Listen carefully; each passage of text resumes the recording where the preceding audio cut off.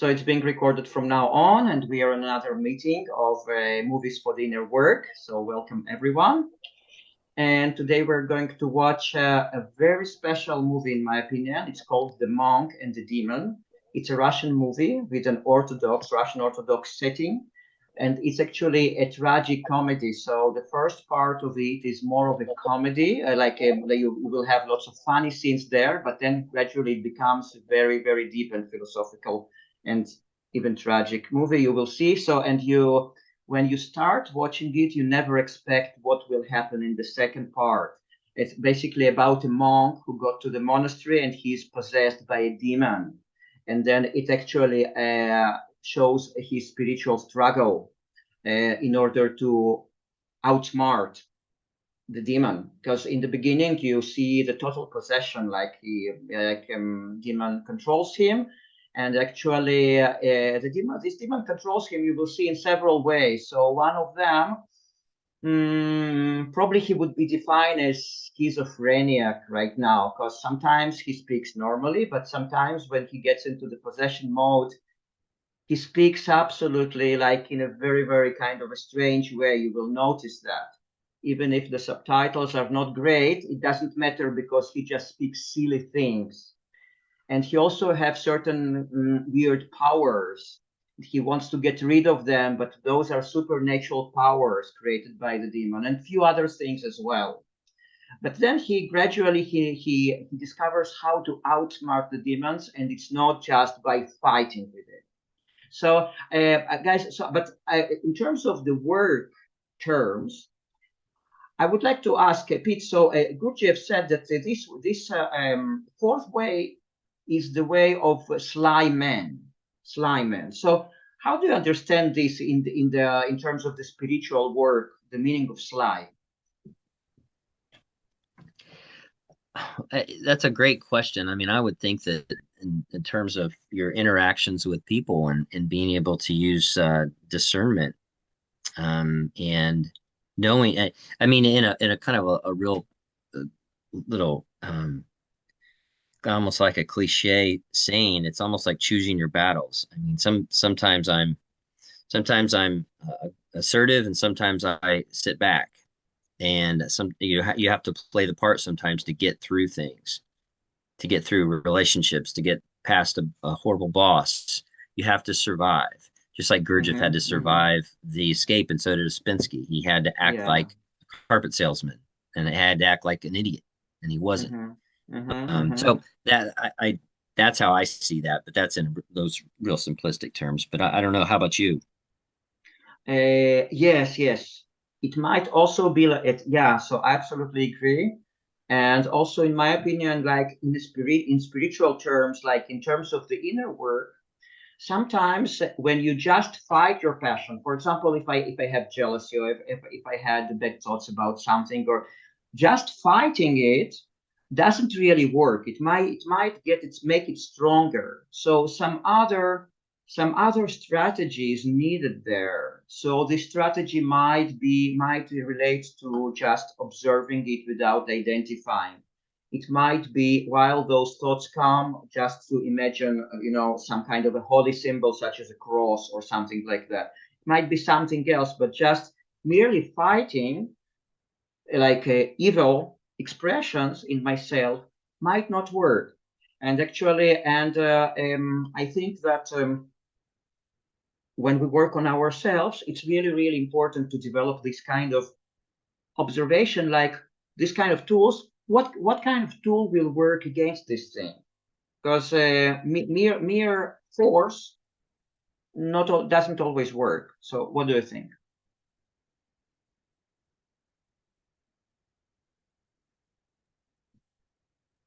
Pete, but guys, you have to unmute yourself. Yep, there we go.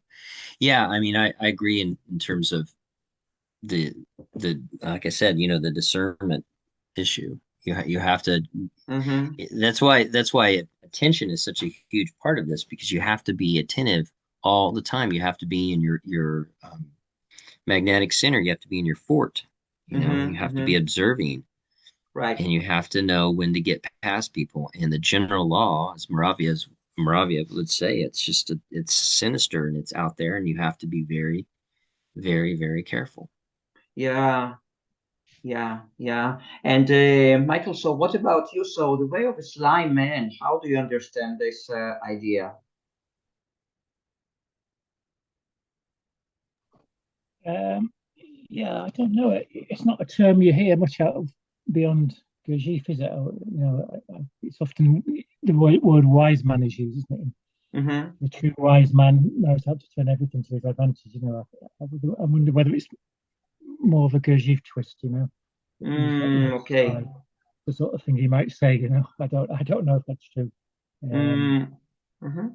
I prefer the word wise. The wise man. Wise man, yeah, yeah. And what does it Right. mean for you, like in terms of spiritual work or in terms of our life in general?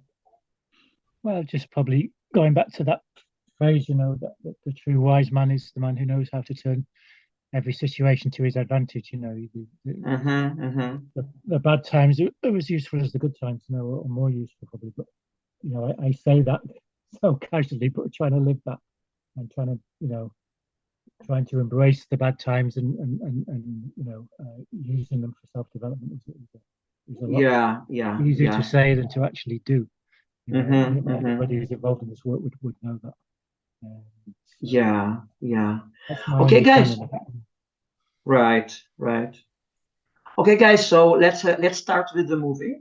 And as I said, like the subtitles are not very precise, so I'll stop every now and then to clarify things. But you will see lots of quite silly things there, and maybe some of those things are not translated well. So don't worry much about that because especially in the first part, this guy says lots of silly things that are just unrelated.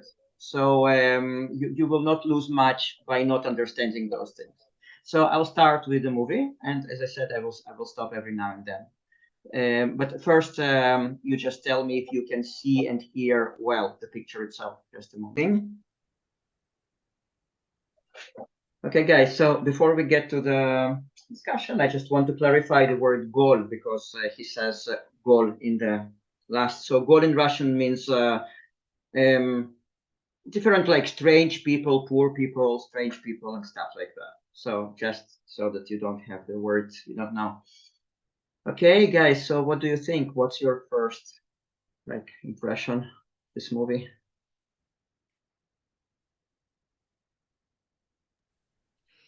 Yeah, again, you always choose awesome movies for us. I appreciate this.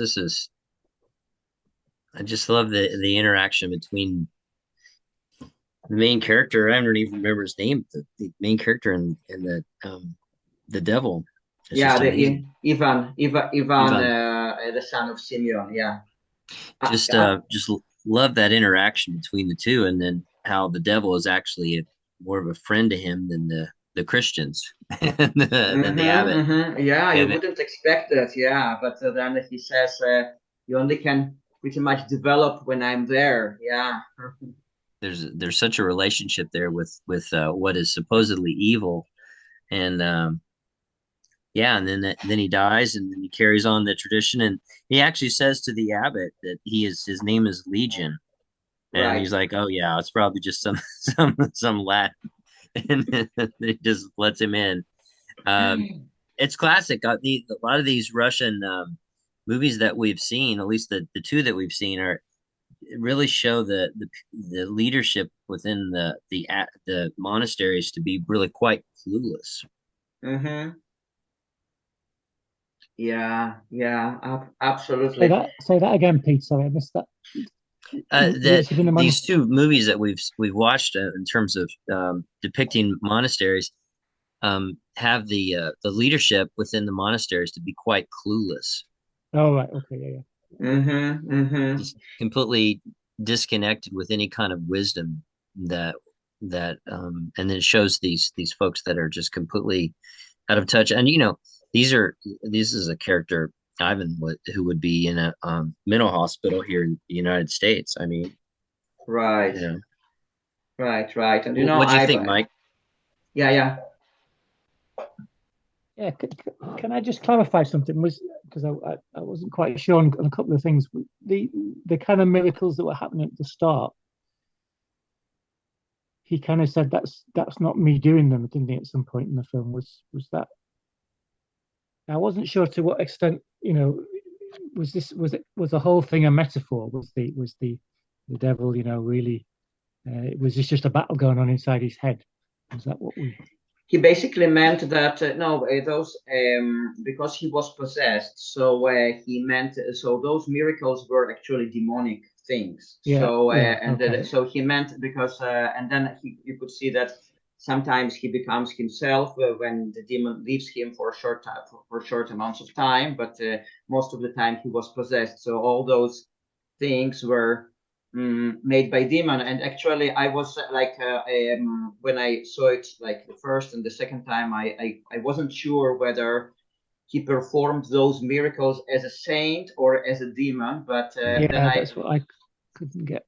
Yeah, yeah, but then I watched the presentation of this movie by its director, and he said that this movie only has one real miracle: is the transformation of the demon when he went to the Jerusalem temple, to the temple of the Holy Sepulchre. So all the rest, those are just demonic things. yeah, yeah, So, yeah. That's yeah, okay. so I Interesting. thought, Okay, sure. yeah, so Wow. that's what he said. And then he was also asked, the director, like, what's actually this movie about? And he says this movie is about love, about transformational power of love. And he even gave this story, which actually goes very well along with the movie, about this monk who came after a hard working day into his little room, little cell, and he sees a demon sleeping on the bench or on his bed. Demon sleeping there, and then he thinks, yeah, this guy probably was also having a hard day, so let him sleep. I will just sleep under the bed. And then he liked to sleep under the bed, and demon, seeing that, just ran away. mm, yeah, So that's what yeah, so he got pity for the demon, and the demon just disappeared when the monk did that. So that was the story that this movie director told, which goes well with this message of this movie, basically transforming. So, and here we can see that Ivan, this guy, he basically made everything in order to evoke love within the demon, because the demon said that the principle of lawlessness, yeah, it's you do not love and thou shalt not be loved. But then Ivan made everything in order to evoke love within this demon, even when he got the blame on himself for all those crimes he didn't do. He made the demon said no, he wouldn't do that. So it's like he made everything in order to evoke human feelings, human emotions within this demon, and that's how he conquered him. and in conquering him, did he conquer himself? Is that the message? You might say it like that. Yeah, it's you like actually this movie is given to you. You could interpret it in many ways. Yeah. Yeah, in terms of like Moravia, in the general law, I mean, you look at it, and the general law is not really designed to destroy us. It's designed to strengthen us and to get us to that higher state. Yeah, yeah, And this mm, Ivan is actually using the general law to actually propel himself into the next life. Um, it just seems like that is, you know, whenever I've had things, evil things happen to me, and I've survived them, which I have. um, Hmm. I look back on them and I think, that made me, sounds cliche, but that made me stronger. That I learned. It helped me advance or whatever. mm. And yeah, it's a great relationship. It's not, in other words, it's not there to design to destroy you. Yeah, yeah, Yeah, I like that. yeah, yeah, absolutely. And also the abbot of the monastery, he also had his share of change because, like in the beginning of the movie, towards Ivan, he was quite cruel, wanting to send him out and stuff like that. But then towards the end of the movie, he, he accepted, and then he even said to his, advisor, "You do not understand Christ. You understand Latin. You are a very learned man, but you don't understand Christ." So he also had his share of change throughout this whole story somehow. Oh, Yeah. I looked up the Tsar Nicholas the First, and it was he was 1822 to 55, so right in the middle of the 19th century, and he was known for holding Russia back and kind of making. He was very much autocratic in his nature and very nationalistic and but very handsome. Yeah, yeah, yeah. It was interesting what a little quip I read about him, but I thought that was a great scene there to have the Tsar come in and even fix the broken carriage, Yeah, the broken um, spring, yeah. the broken spring, and I just thought that was a great the image of the coach that Muraviev writes in Gnosis. Yeah. I just thought that was great. It's like, oh my gosh, he's actually just the touch of that handkerchief on that spring actually healed it. Um, there's just a lot of good things. This is a wonderful movie. Yeah, yeah, yeah. And this movie ends actually. I don't know if you, because like you need to understand Russian to really grasp that, with this abbot saying one of the proverbs that are really, really similar to what Ivan was saying. He said, "Не все свято, что книгу в мята." It means not everything is holy that you read in the book. Like you have to look for holiness, Mm, not just for books. Yes, but that's the meaning. nice. Then An yeah, and experience. Yeah. yeah, absolutely. And then, this Ivan in the beginning, when he was possessed, he used to use this kind of proverbs, not this one, but similar ones. So, and then when I watched this presentation of the movie by its director, someone asked him, "So does it mean that this abbot now is kind of possessed with the demon? Like, that, does it mean that this kind of ending? Does it mean that he also uses this kind of proverbs?" And the directors say, "No, not at all, because it's not the same demon now. Right now, this demon Hmm. has a chance to become human or to repent. So no, so it's not like that. It's just the words of wisdom. So yeah." Nice. The demon is transformed. Yeah, yeah, the demon is transformed. Yeah, yeah. Nice. So Oh, yeah, hey Redemption Eric, because I then actually have to get going. I'm gonna have to hop off here, but thank you so much for this. yeah, And absolutely.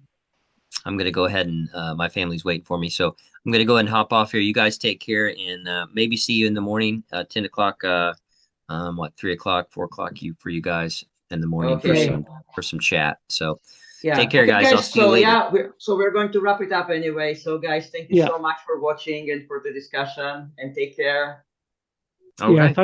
thanks for organizing that, Eric. Brilliant. Thank Yeah, you. Eric. Bye bye. Awesome. All right. Bye See you, bye Mike. bye. See See you. you, Bye Pete. bye. Bye.